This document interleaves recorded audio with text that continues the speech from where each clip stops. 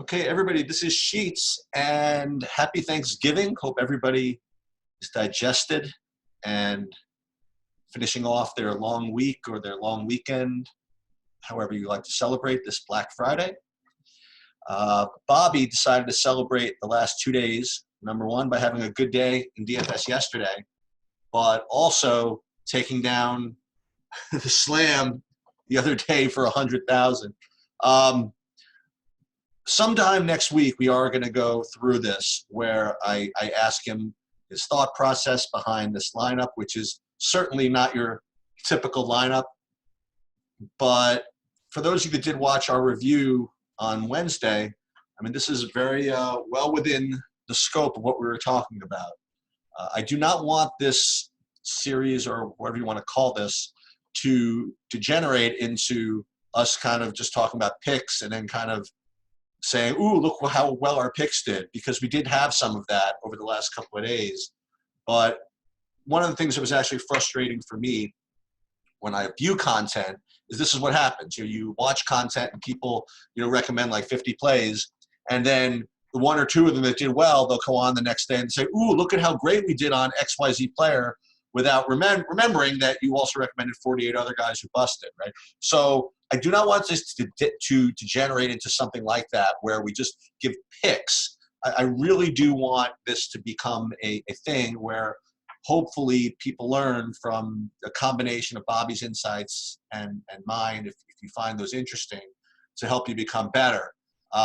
With that said, I mean, this is pretty disgusting result. And the reason why this is a disgusting result is I think he only played 4 lineups in this tournament, fighting against 150 max entries. And he also, this particular lineup started off with him gambling on Tyus Jones, hoping that John Morant was going to be out, which he was not. And it ended up being a 3x result from Tyus Jones, along with about 3 or 4 other busts from this lineup. But all you need is a couple of real good ones on a night where scores were not that big, and this is what happens. He ended up with a really low-owned Zach LaVine, which we talked about, and he ended up taking it down. Good for him. So today, what we're going to do is, once again, I'm going to go through the NBA, and I'm going to hopefully do things a little differently. I don't want to blast through all the games, but I'm probably going to have to touch on most of them. And again, just remember that news comes out, everything can change, but hopefully this will at least talk about process and the types of plays to look for relative to this slate in some respects, but also relative to all slates in general. So I saved just a whole bunch of guys on here, and we'll get to why I saved them. This is not going to be the lineup that we end today with, although this was actually also kind of funny. So on Wednesday's big slate, again, this is probably just really lucky, but for those of you who are watching this, at the end of all of our discussions, I kind of had this lineup set, and I said, you know what, I'm going to put this in just in case. And that lineup ended up being my best lineup of the night. It had like 335 points. It would have won like 4 tournaments on DraftKings. So if anybody did hang around and play this lineup, they did well, but I don't want you to do that. I don't want you to just rely on what's on here and just play that. But it was actually kind of funny to see that happen. So looking at the games for today, I was going to confuse people and just go from the 10:30 games back because, again, everybody else goes from the first games forward, and maybe that's why these late games don't get as much ownership, is because most of the content providers just kind of go game by game starting at 7 o'clock, and then people just stop paying attention after that once they have their place. I have no idea.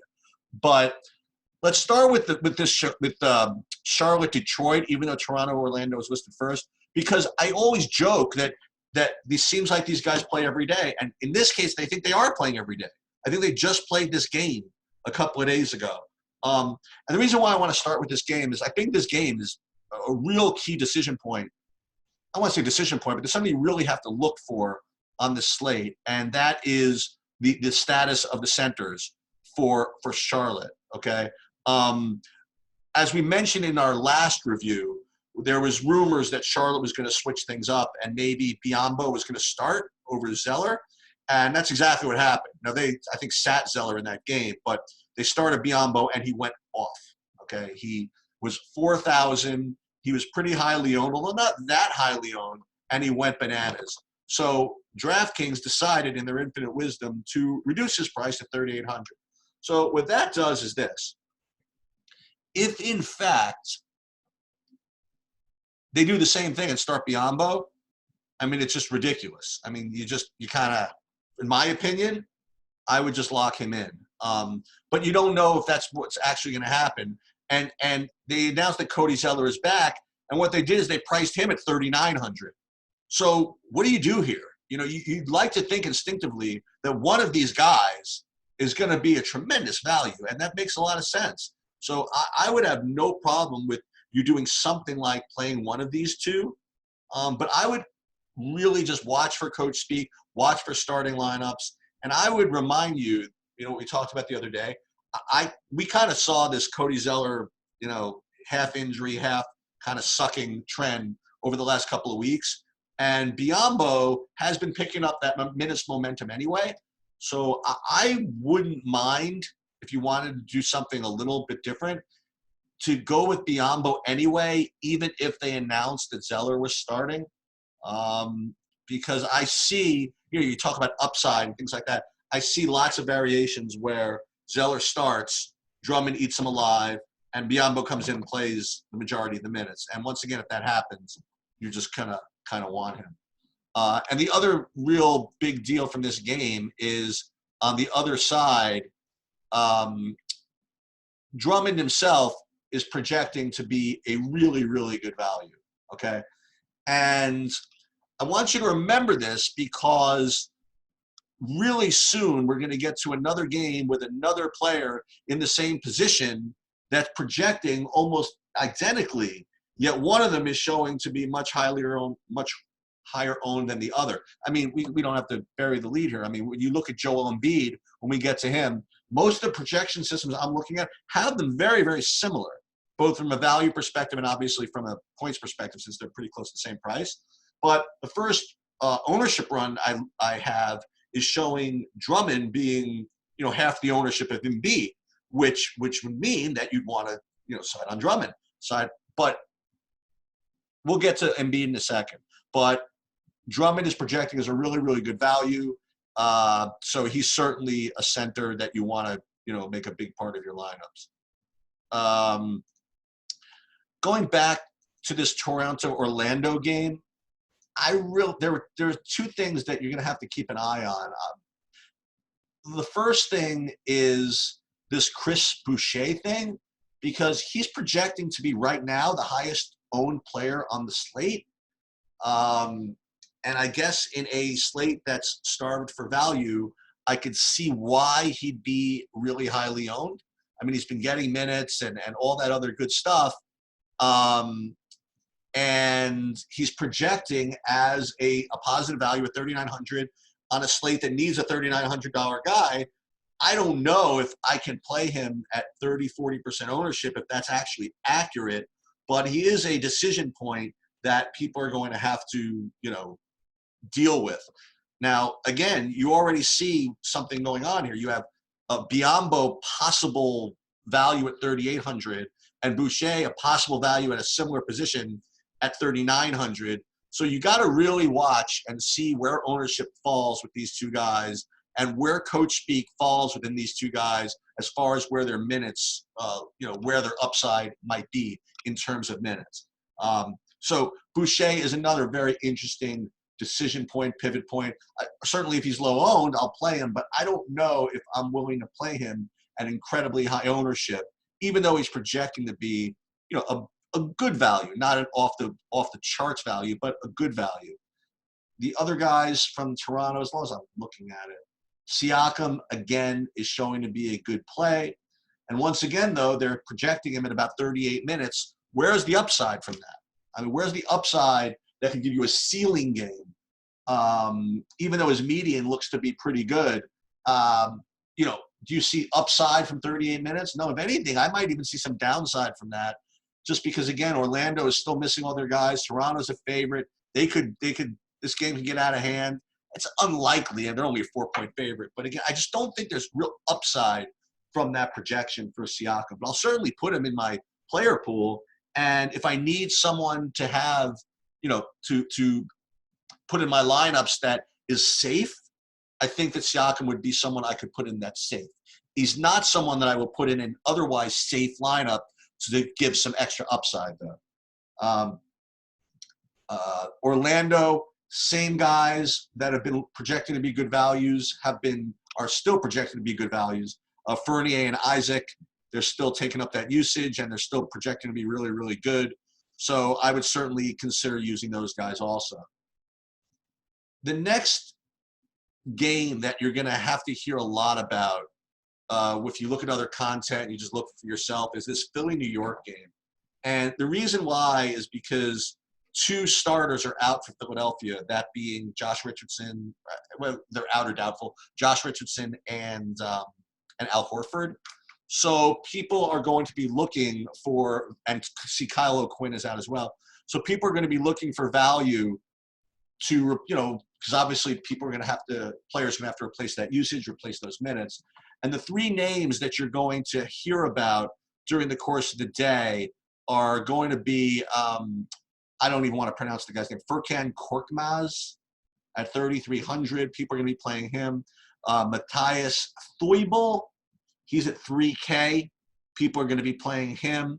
And if I look at ownership actually already on these guys, I'm looking.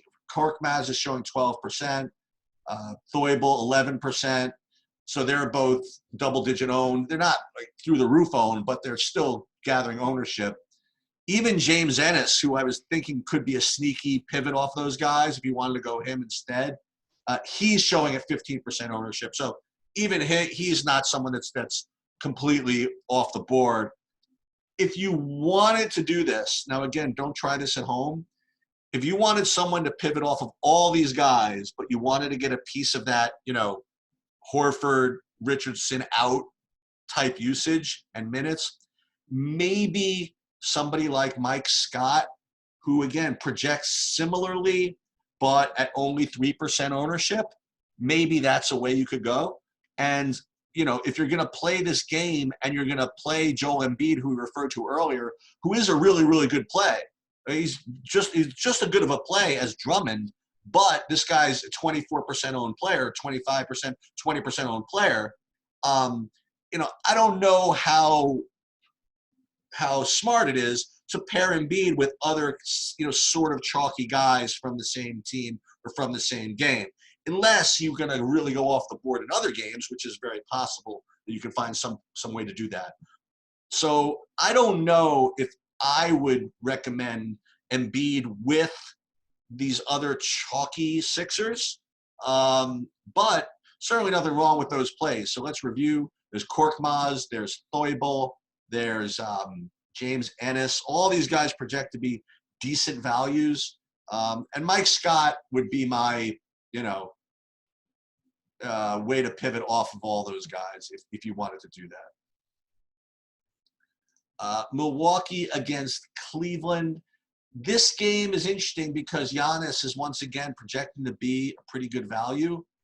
But once again, it's going to be kind of difficult to get to him, especially in the absence of good value elsewhere. But I would be remiss to leave out that Giannis is showing to be a really, really good play. So if you can get him in, great. I don't know if I'm going to be able to do it. So I'll just kind of leave it at that. The other guy, again, is Eric Bledsoe. He's showing to be a really good value. I would be a little concerned that Middleton back increases pressure on his rates that may have not been accounted for in the projections. But Bledsoe is looking to be a really good play. And we're looking at this again as I'm going through. What is his ownership looking like? I mean, he's looking to be 5%. I mean, I'm certainly not going to yell at you if you take a guy that's highly projected with good value at only 5%. So he's a guy that you can kind of, play as well. The Golden State-Miami game. All right, so this one is interesting because I thought that Jimmy Butler might be out again, but it turns out that he's going to be playing. And that makes things a little bit, well, easier, yet more difficult for the slate because you could have played all these Miami value guys again if he were out. But now that he's in, I honestly don't think anybody's rating is a good value at all on the Miami side. And likewise, on the Golden State side, nobody's really showing up as a great value there either. I mean, you want to go ahead and take a shot at Alex Burks or Draymond Green or somebody like that. Draymond Green scared the crap out of everybody in his last game when he was chalk and played like 8 minutes in the first half, it seemed. He ended up getting there, but it was, it really scared a lot of people into thinking that maybe he is on a pitch count, so to speak. So I'm not going to probably go anywhere in this game. So I guess we'll just kind of move on. Let me just unclick this one. And again, just because I'm not going to go anywhere, it doesn't mean that you shouldn't. But just from a projection standpoint, nobody from this game is looking to be really that good. So just keep that in mind. Atlanta and Indiana, the same two guys, until further notice, are going to be the guys that are eligible to be played from Atlanta, provided that their projections look good. Well, I should say because their projections might look good, would be Jabari Parker and Trae Young. Now, they don't look as good as they did the other day where we ended up, that was the day where Bobby smashed that slam tournament and we actually were really on Jabari. He doesn't look quite as good this time, but he's certainly someone you could put in your player pool. And again, he's that high volatility upside kind of guy that I would prefer over a different $6,200 guy with a similar median projection. So again, depending on how you want to build your lineups, if you have lineups that are otherwise kind of chalky and safe, I think Parker might be a way to go. Although I will also say that it looks as though he's probably going to get some ownership today. So at 15%, Jabari Parker, I don't think that's a good combination of ownership and volatility. So I might end up passing on these Atlanta guys today, but I certainly can see where you might want to play them. Again, that's your choice. Indiana side, the best play on this side is going to be Sabonis, and he's going to be 25%. So for me, this is the type of guy that I will probably avoid because Sabonis, he's not really, if you look at his, I don't want a game log, just do game logs, but if you look at him, for a guy who projects with a really, really good median and good value, he's not really that ceiling type of guy, right? You look through him and, even if you look for his best game on this log, you're only getting 56 points out of him. That's his best game, right? And that's kind of what you want out of GPP players is to be able to get that 7X. And so given his high ownership, I don't know if he's going to be someone I have like an incredible amount of. I mean, I'll have him in other lineups where I might have some more off-the-wall plays. But, aside from that, I mean, he's good. He's a great play. He's a great – I don't really play cash, but I would say he's a good cash play. He's a safe play. He is, someone who projects really, really well. But at high ownership, I don't know if I would consider him a lock or anything like that.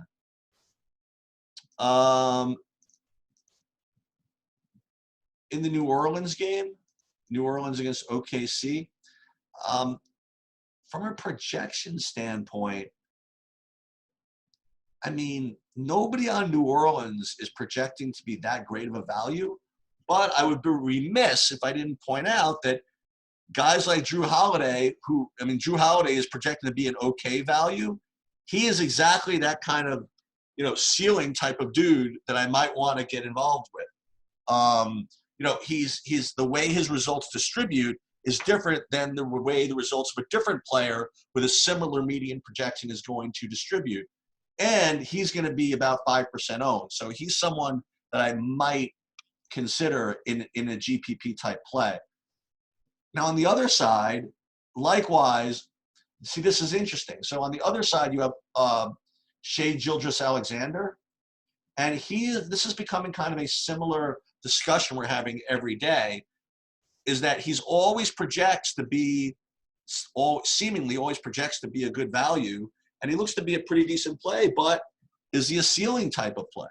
Now, again, we don't want to double count. People are going to say, whoa, but this is different because he's against New Orleans. Well, that's already accounted for in this, in the projections.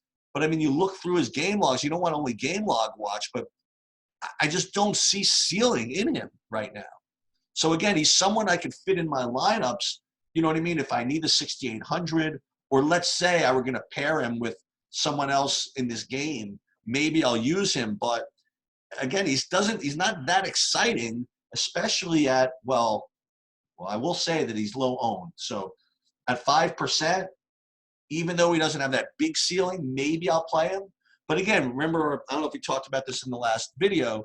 It's like poker. I mean, you want a good hand, in position, and be the aggressor. If you can have all three of those things. If you have two of those things, that's great. So if you could find a guy somehow with low ownership, projects well, and has that kind of volatile upside that you want, that's obviously the dream scenario. It's kind of hard to come by. But at least Shea, he projects well and he's low owned, right? Maybe he's not that ceiling type of guy, but he's better than, he's better than being too highly owned. Let's put him in here just for the hell of it. So the reason why I had Mike Conley in there is in case anybody wanted to give another shot at the Conley return to Memphis, which failed with utter something. It failed pretty miserably last time. Maybe he does better this time. But he doesn't project really well. So the way I look at these narratives is, again, if he was projecting well anyway, maybe just in case the narrative meant something, I would throw him in. But he's really just not even close to where I would need him as far as projections go to throw him in. So I'm not going to use him. However, Donovan Mitchell is showing to be a pretty good value here. Now, Donovan Mitchell, I wonder where his ownership is. Again, these are things you always have to keep up to date with right up until lock. But he's only showing to be 11%. Okay, so he is someone I might consider. Do I want him more than, say, Donovan Mitchell? I mean, than Shea Gilgeous-Alexander? I don't know. I mean, he has higher ownership, sort of higher ownership. He projects similarly. Does he have a bigger ceiling? Maybe. So he's a guy I might consider kind of on par with Shea. I don't think I liked, from a projection standpoint, anybody else on the Utah side. Let me just double check real quick. I mean, I'm not a big Bojan guy in this game, and there are just too many other better centers to have to go down to Gobert. So I was going to pass on that. And I wasn't going to play anybody on the Memphis side. I have no problem with you trying Jay Morant if you want to, game stack this a little bit. But, hey, I have no problem with something like Mitchell with Morant. But he doesn't protect all that well. So, he's fine, but he's not great.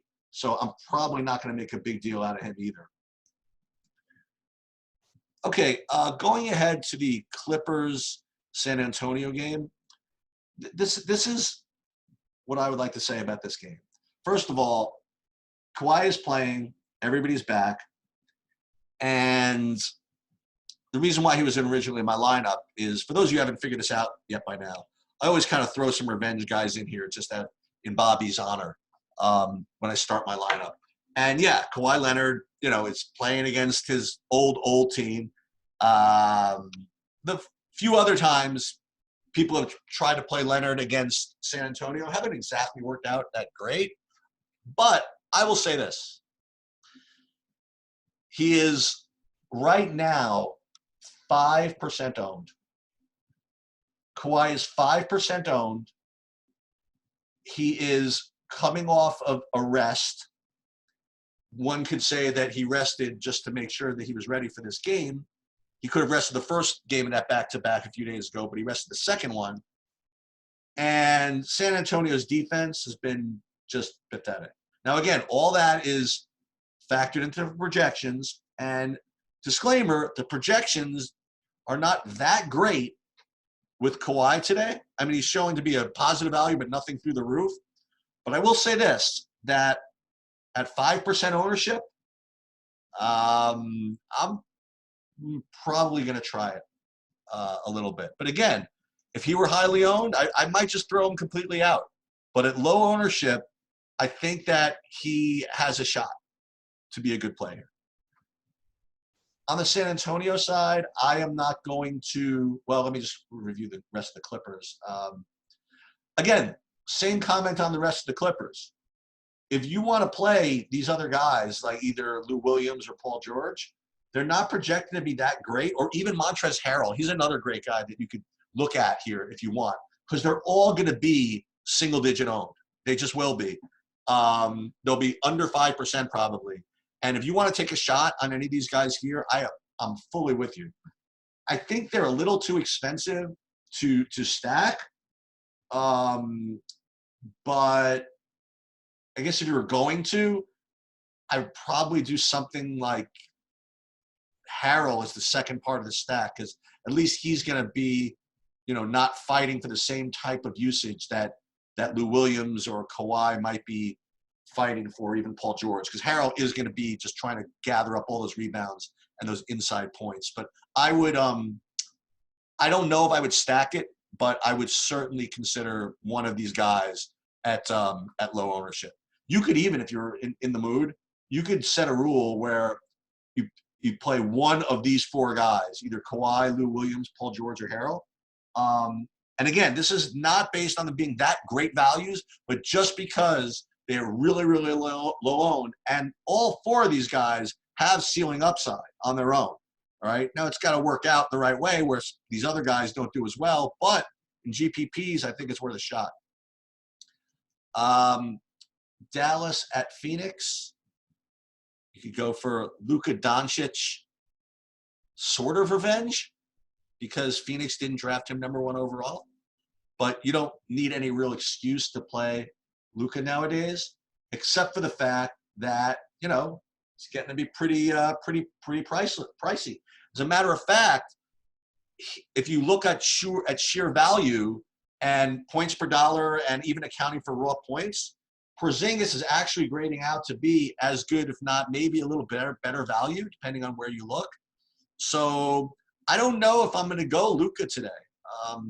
He is showing to be a pretty good value, though. So if you went with him, you'd have to find that cheap value elsewhere to make it work.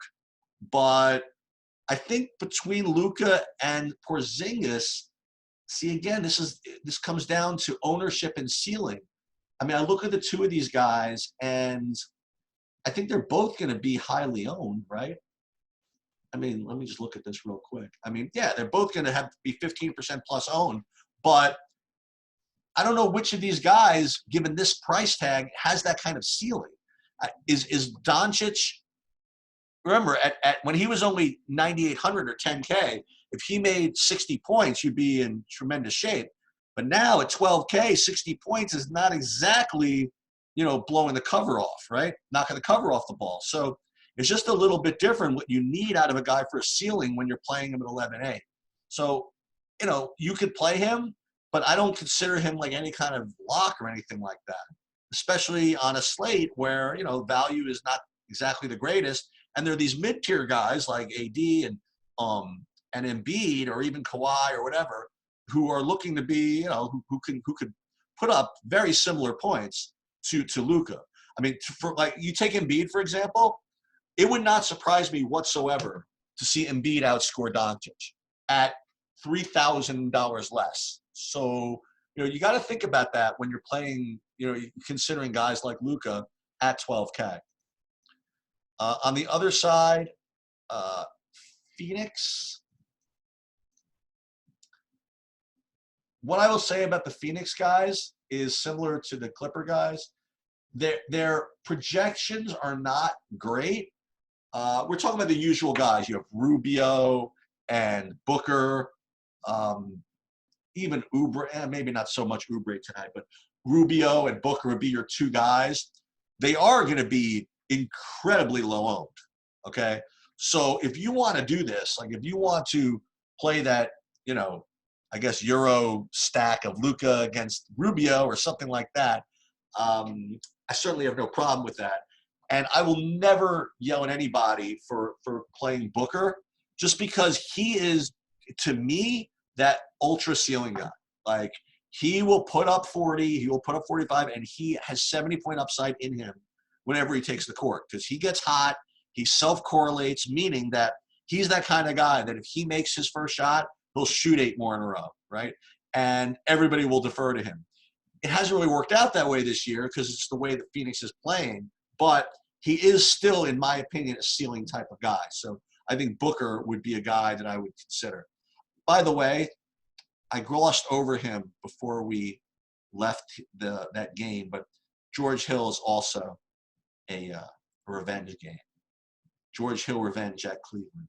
So if anybody wants to try that at 3,600, he projects for crap, but, you know, just figured I'd throw it out there. All right, so we go to the superstar of the day, right?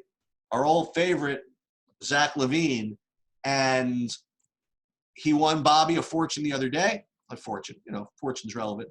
Won Bobby 100K the other day. And as usual, same conversation we have, same one we had before that day. Oh, Zach LaVine frustrates me. Of course he does. That's what these awesome GPP guys do. They frustrate you. They look like they have great upside, and then they just bust for no reason.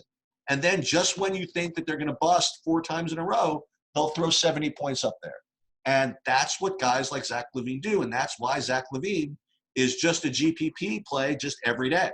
Bobby would say, if he were here, he would say, you know, you have to play 10% of them literally every day, because he probably is going to hit a ceiling 1 every 10 games. That's just the way it is. Which of those 10 it's going to be, you could project it, you could try to guess it, but, you know, the way this guy's results distribute just has him at a different median, at a similar median, but a different distribution than other guys. So I have no problem with you going right back to Zach LaVine, even though from a median projection standpoint, he's not showing to be that great a value today. And yeah, he might get a little bit higher ownership because of the recency bias, since he just did, you know, kill it the other day. But as of now, his ownership is 3%. I mean, right? If that's even close, you just have to play him again. Now, the Portland side of things, these are the types of matchups that just, for me, make GPPs work. You have a guy on one side like Zach LaVine, who, if he gets hot, he's just going to take the ball every single possession.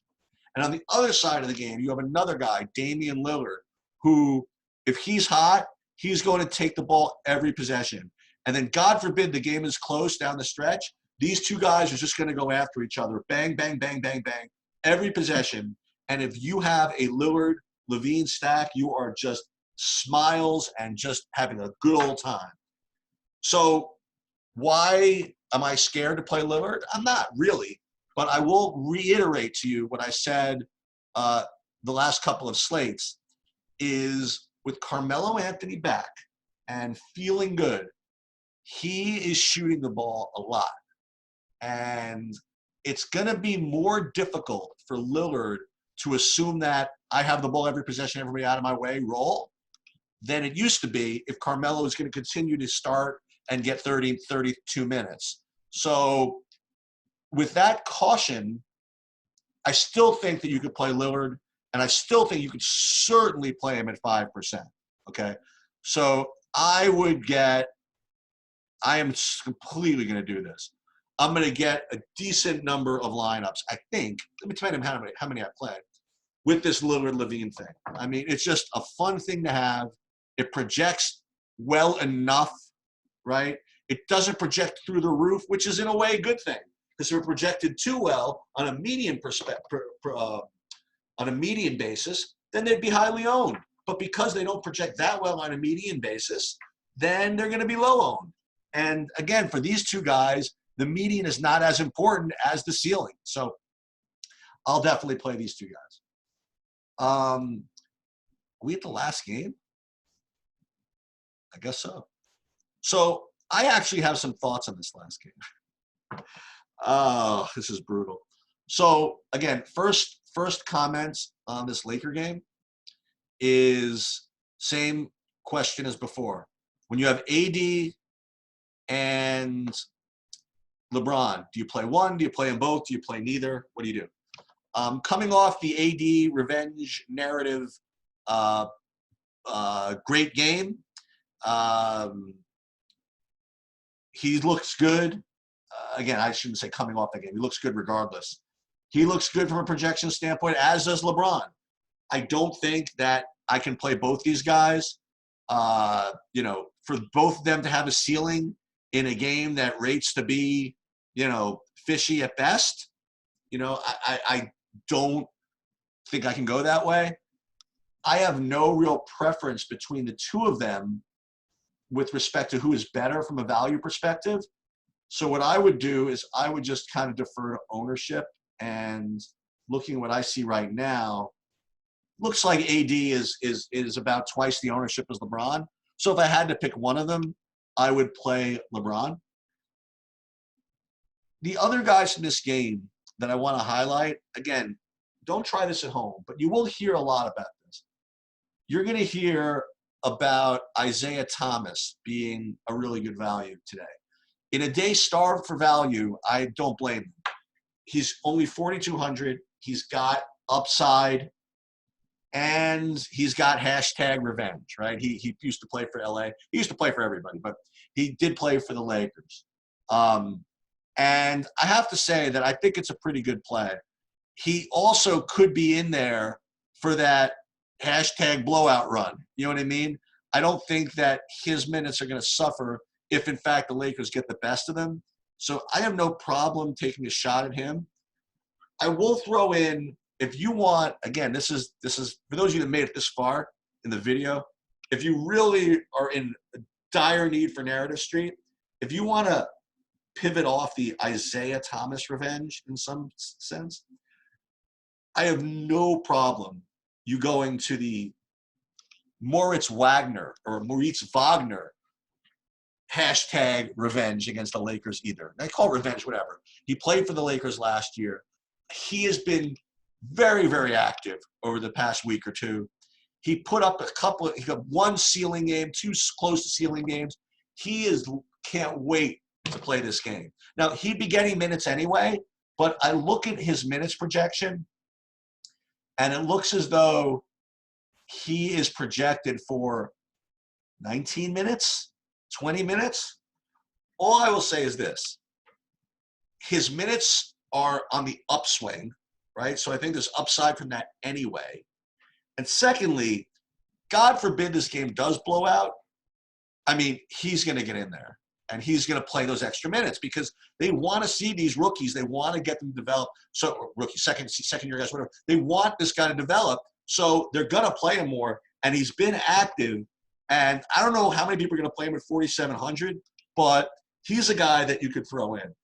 And just, again, another just kind of, off-the-board type idea. If you want to throw another guy in who's underpriced in this game with upside, who Bobby and I have both kind of failed on recently, is this Rui Hachimura. He's another guy who, he hasn't played that – the minutes haven't been that great, but he's been doing okay. A couple of games, he had foul issues. But, again, he's going to get his 25 minutes anyway. And if the game gets out of hand or for whatever reason he's doing well, I think he's got upside from these projections as far as minutes go. So I think that if you want to take a shot on guys in this 4K range, that there are ways to do it without having to, take those Philadelphia dudes. Now, again, the Philadelphia dudes are, they're safer because their minutes are more secure, I believe. But, these guys are no good. I mean, let's just call it what it is. Like this, my Thels Threebell and Furkan Korkmaz, these guys stink. And when I say stink, that's the analytical term for their points per minute are not very good, or their usage rates are not very good. But they stink, okay? And they're only playing because these other guys are out. And I'm not too worried about what these guys are going to do to me. Like, I would honestly, between Isaiah Thomas at 4,100 and freaking Korkmaz at 3,300. I mean, I think that I really do think that Isaiah's got more of a ceiling, even at 4,100, than Korkmaz does as well. Does in this spot. Now again, Theuble at 3K. I mean, is he really gonna get 25 points? I guess it's possible, but you know, if these guys become way too chalky, I would start looking at some of these other 4K guys we looked at. So I guess I'm not leaving you with anything all too exciting here without this George Hill revenge game. So why don't we do this? Let's take a couple of guys, and this is just for fun, that we looked at. You know, let's do this. See, that's the thing. I don't want to play these Washington guys alongside the LA starters, just because I think that for, say, LeBron to get a ceiling, I don't know, maybe. Want to try this? Okay, so right now we don't have either Embiid or Drummond in, so I think it's probably a good idea to get one of those guys in this lineup. So why don't we do this? Why don't we get rid of Luka, and let's put in AD at lower ownership. Should we keep Biyombo in? Let's not, let's be nice. Let's not put him in because we really don't know what the story is here. So why don't we put Wagner in here? And again, this is just, honestly, this is just for fun. Let's remind ourselves of the other guys that we kind of looked at and see if we can't fill these guys in. Who are those low-owned guys? Oh, I remember. Kawhi. What is his? Is he a small forward eligible too? No, he's a guard. See, we're not going to be able to get Kawhi in this lineup. Oh, because we have Lillard and Levine. That's perfect. So all we need is these guys anyway. So who else do we look at? Shea looked okay, but who did we talk about that was going to be a better ceiling play? Oh, I don't know if we're going to be able to get him in. The Drew? Okay, so let's say we did this. Let's say that we put Drew in. I would love to get some kind of correlation in this lineup, though. And I don't want to play Drummond alongside of Biyombo or Zeller. I just don't think that both of them are going to get ceilings that way. So who else can we put in? Well, where did Isaiah Thomas go? Let's put him back in. So we're going to Wagner. You want to really try this? Let's do this. We're going to go Hachimura. We're going to go Wagner. We're going to try a full Washington blowout run stack. And who did we talk about in the small forward position? Is Rui Hachimura, is he eligible as small forward? No, they're not making it easy on me. Is Wagner available as a small forward? No. Can't find anybody to be a freaking small forward anymore.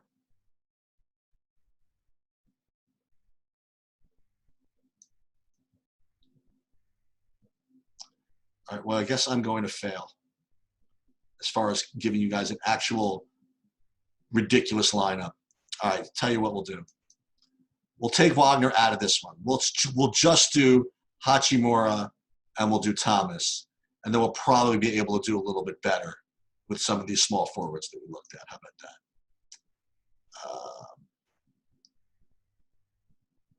that? Okay. So who are the small forwards that we talked about as being decent plays? Okay, so we did look at 4,400.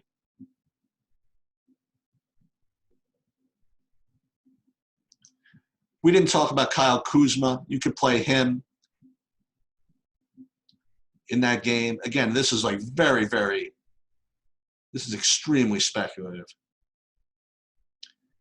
You want to play Boucher? All right. So if you play Boucher, then we can go back and play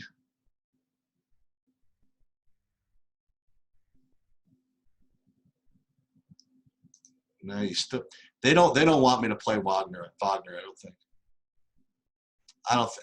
Maybe this is a sign. But they really don't want me to play him. Do I have to play one of these Philly guys after all? Do I really have to play? All right, I'll play one of the Philly guys.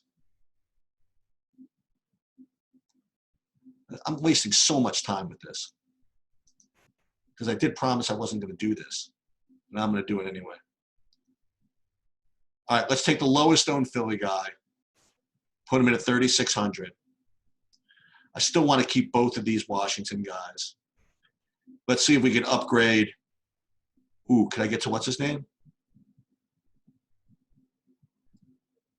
Oh, I got it. I got to be able to do this. So if I can get to Kawhi, then we could play one of those. Then we could play the idiot Korkmaz. Okay. So what is this? So we have some higher owned value in Korkmaz and Boucher. Then we have some lower owned value in Hachimura and Thomas, getting that blowout run, hopefully. Then you have a 5% Kawhi. You have this badass mini stack of Lillard, Levine, 80 in the middle. How can that lose? I promise you, if it has a chance, we will be on to discuss it later. I guess that's all I have. I'm probably going to do an NFL very shortly. Market's half day today, so I have a little time to do that. And I guess that's it.